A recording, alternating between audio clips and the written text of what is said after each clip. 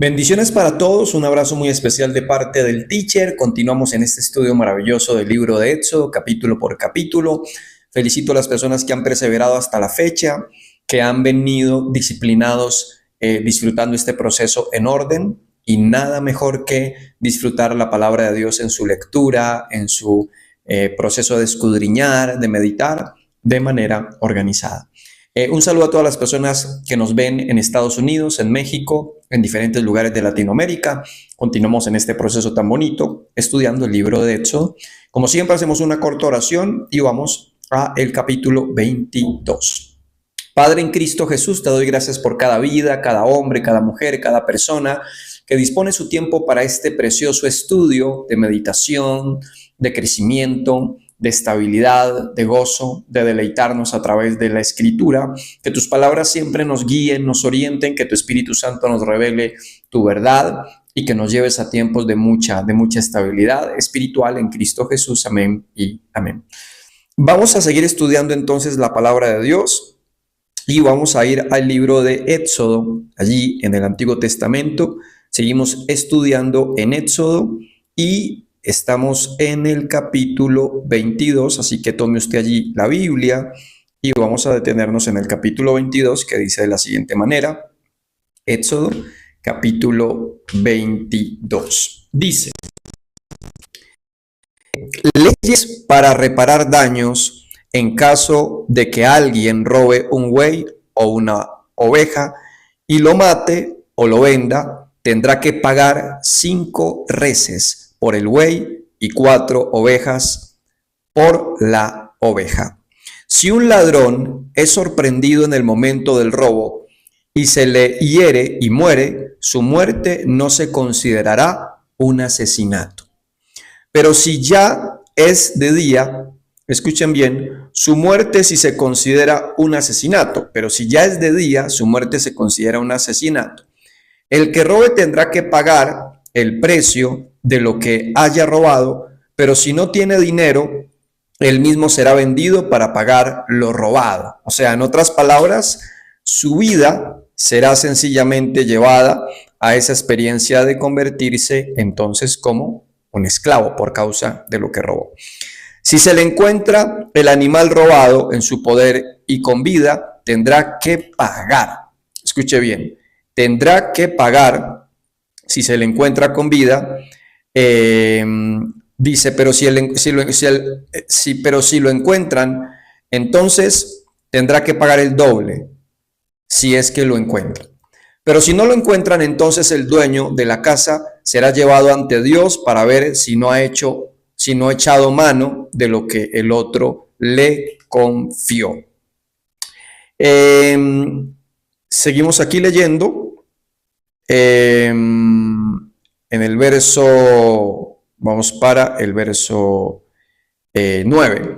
Si alguien se apropia de un buey y un asno y una oveja, o de alguien vestido de cualquier otra cosa que se haya perdido y que alguno reclame como suyos, el caso de esas dos personas se llevará ante Dios y el que resulte culpable pagará el doble al otro. Verso 10.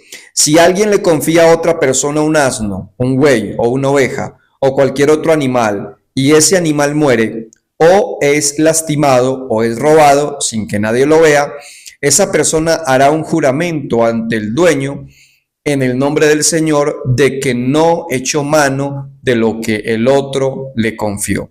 El dueño aceptará su palabra y el otro no pagará nada. Pero si le robaron el animal ante sus propios ojos, tendrá que pagárselo al dueño. Si el animal fue despedazado por un animal salvaje, para no pagar nada, se deberán presentar como prueba los restos del animal muerto.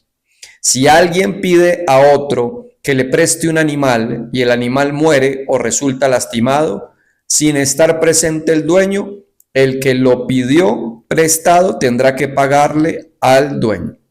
Pero si el dueño está presente, no tendrá que pagar nada. Si el animal había sido alquilado, el costo del alquiler será el único pago. Leyes morales y religiosas. En caso de que alguien reduzca a una mujer virgen que no esté comprometida y la deshonre, tendrá que pagar la compensación acostumbrada y casarse con ella. Aun si el padre de la joven no quiere dársela como esposa, tendrá que pagar la dote que se acostumbra a dar por una mujer virgen. No dejes con vida a ninguna hechicera. El que se encuentre en actos sexuales con un animal será condenado a muerte. El que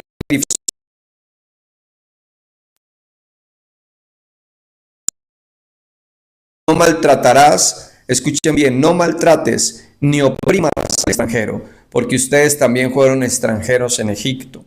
No maltrates a las viudas ni a los huérfanos, porque si los maltratas y ellos piden ayuda, yo iré en su ayuda.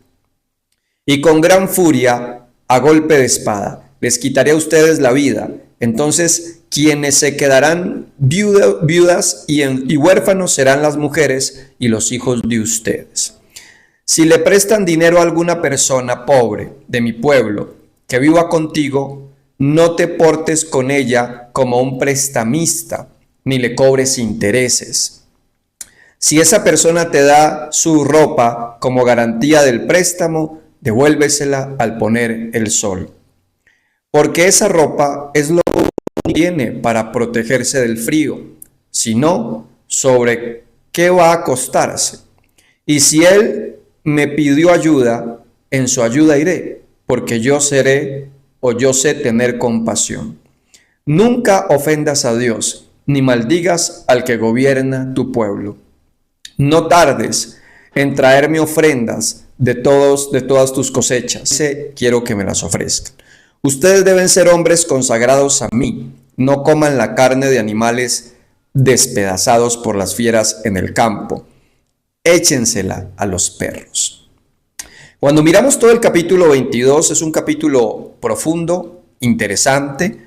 En los primeros versos podemos hablar acerca de todo lo que tiene que ver con las leyes para reparar los daños cuando hay un robo, cuando hay un préstamo, cuando hay mal manejo de las cosas delegadas, cuando hay mala administración, leyes para reparar los daños cuando pedimos un favor y de pronto eso que pedimos se echa a perder, buscando Dios a través del capítulo 22 generar una conciencia en la mente de los israelitas de ser personas consideradas, de ser personas honestas, de ser personas transparentes a la hora de hacer un negocio, de darle mucha importancia a la palabra, a la lealtad, al compromiso, a la hora de llevar a cabo un acuerdo con una persona con quien estoy haciendo un trabajo o a quien yo le pido un favor, dependiendo la circunstancia o la necesidad.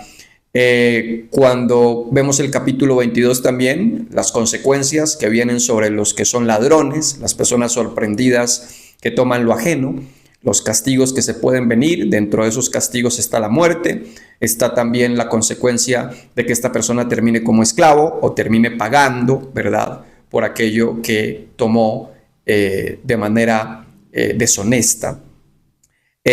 También este capítulo 22 está lleno de esos detalles, digo yo. El libro de Éxodo está lleno de esos pequeños detalles que marcan el carácter de un pueblo, que marcan la identidad de una sociedad. Creo que una de las cosas que hacen las normas y las leyes a través de la palabra de Dios es forjar una identidad, y que nosotros seamos mucho más conscientes de nuestras acciones, que seamos mucho más conscientes que nuestras malas decisiones también tienen unas consecuencias, las cuales tenemos que asumir dependiendo de cada cosa que vamos haciendo en la vida.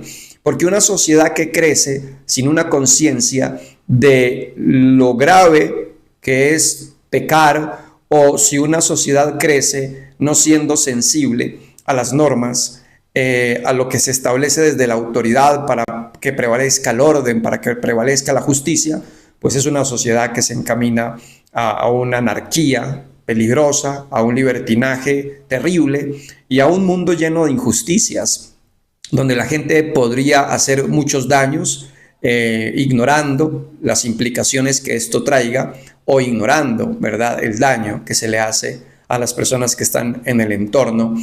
Y Dios siempre buscaba a través de las leyes no solamente proteger a aquel que cumplía las leyes, sino proteger el entorno donde uno estaba construyendo futuro, sociedad o comunidad. Nada mejor que crecer en una comunidad donde cada uno se vuelve consciente de sus pensamientos, de sus comportamientos, de sus acciones, y que si cometemos errores, tenemos que asumirlos delante de Dios y también delante de los hombres. Porque dice, pero si encuentran a alguien que hizo un daño, dice, lo llevarán a la casa de Dios y también pondrán, ¿verdad?, a esta persona ante Dios para ver si esta persona puede experimentar, como se dice, esa misericordia, ese perdón, o si su condición lo lleva a que definitivamente asuma medidas fuertes de parte de las autoridades que estaban establecidas en el pueblo de Israel.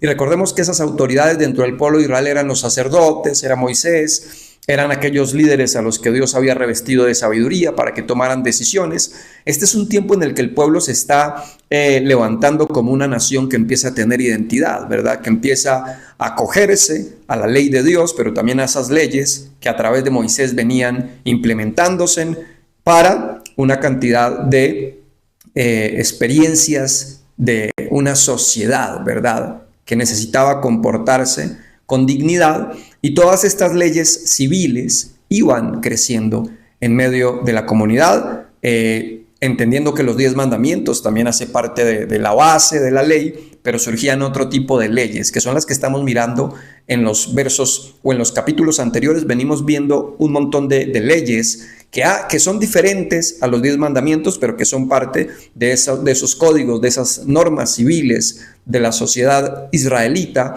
que venían multiplicándose, pero por multiplicarse también surgían una cantidad de situaciones, experiencias nuevas que necesitaban sabiduría, que necesitaban conciencia, que necesitaban normas y que necesitaban un acompañamiento de quienes conocían lo que es justo delante de Dios, para que el pueblo de Israel tuviera mucho más conciencia. Si alguien le confía a una persona un asno, un buey o una oveja o cualquier otro animal, y ese animal muere o es lastimado o es robado sin que nadie lo vea, esa persona hará un juramento ante el dueño en el nombre del Señor de este acontecimiento, y tendrá que pagar entonces por los daños. Si obviamente la persona es culpable, deja que no dice, esa persona hará un juramento ante el dueño en el nombre del Señor de que no echó mano de lo que el otro le confió. El dueño aceptará su palabra y el otro no pagará nada. La importancia de la palabra, ¿no? La importancia de la honestidad. La palabra siempre será importante cuando hay un pueblo y una comunidad que le da el valor. Lamentablemente estamos en una generación donde la palabra ya ha perdido mucho valor, donde la gente no confía en lo que alguien dice, donde ya no se confía en un negocio hecho a través de una conversación, sino que tienen que haber firmas, sellos y una cantidad de testigos, ¿verdad?, para que se pueda confiar en alguien en nuestra vida presente. Pero el pueblo de Israel crecía bajo ese sentimiento de tener a Dios como testigo, de hacer juramentos y de aceptar que la palabra tiene valor e importancia.